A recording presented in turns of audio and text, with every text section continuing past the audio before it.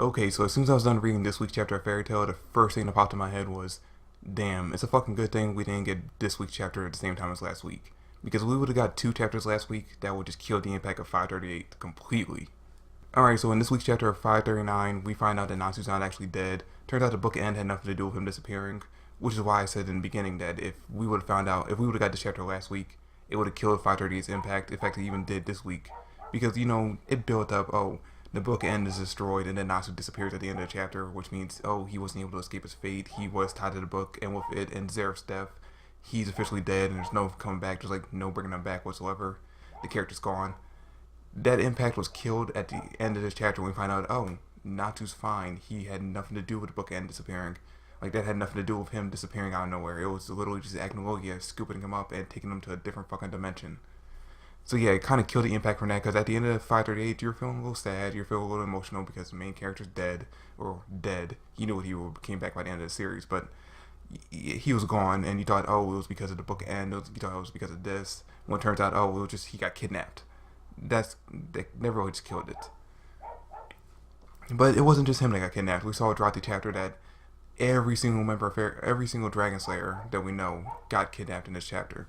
Now, it turned out that Krakenus guy that we saw above Wendy at the end of last chapter, it turns out with Acnologia, he didn't get destroyed by the time lapse. This motherfucker ate the time lapse magic, so now he has time magic on top of all the other OP magic he had. So yeah, if he wasn't already overpowered, he is uber overpowered now. I can't even fathom how they're gonna beat him at this point. I mean, he was already a god. He was already the god of dragons basically at this point before he took the time lapse magic. Now he has time magic on top of that. I honestly don't see how they're gonna win, but of course they are. I will call bullshit though. I will call bullshit a little bit if nobody dies. If nobody dies fighting against Acnologia, I will call bullshit. But yeah, this chapter is pretty much setting up the fact that all 7 Dragon Slayers are going to be fighting off against Acnologia. Now, it started off by taking Wendy. It showed Acnologia breaking out of the time lapse. Everyone got, fucked up. He basically destroyed the island and everything that Wendy and them were on. And then he uses the time magic to kidnap Wendy and send her to this different dimension that Natsu's in. Now, at first I thought, oh shit, is he just literally going to kill Wendy off right here and now? I got a little pissed off. I was like, alright, no. You better take all the other Dragon Slayers too, right here, right now. You're not killing my third favorite character off. Which he ended up did. Literally, he turned the page and all the other Dragon Slayers are being affected. One by one, they're all getting kidnapped. And then at the end of the chapter, you see, okay, Natsu's fine. He's in this different dimension. Acnologia is literally right there in front of him. He's like, hey, let's do this. And that's pretty much all that happens in the chapter. It's literally just a setup chapter to set up the final fight between the 7 Dragon Slayers and Acnologia. Which, it's fine. We all knew at some point it'd be the 7 Dragon Slayers versus off against Acnologia. I was a little surprised that he ended up taking Laxus and Cobra. I think that's his name, Cobra.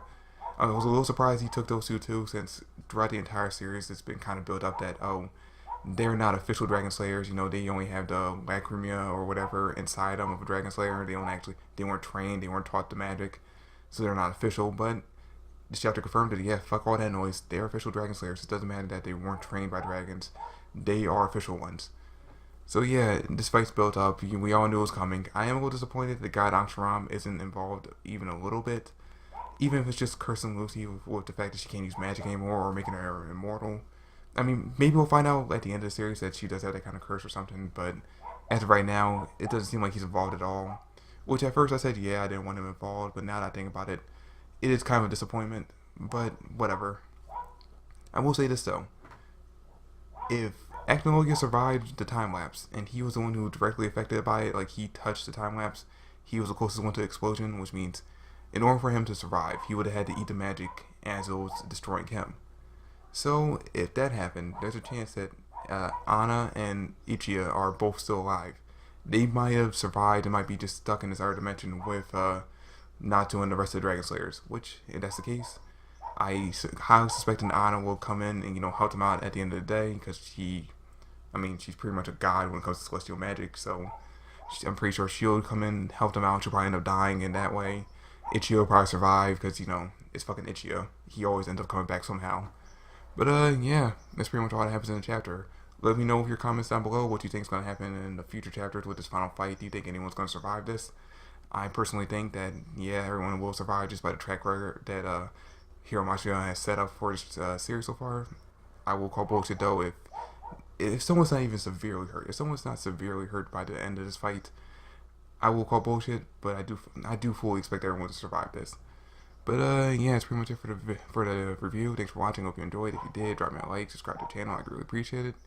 Comment down below with your thoughts, and yeah, catch you guys later. Peace.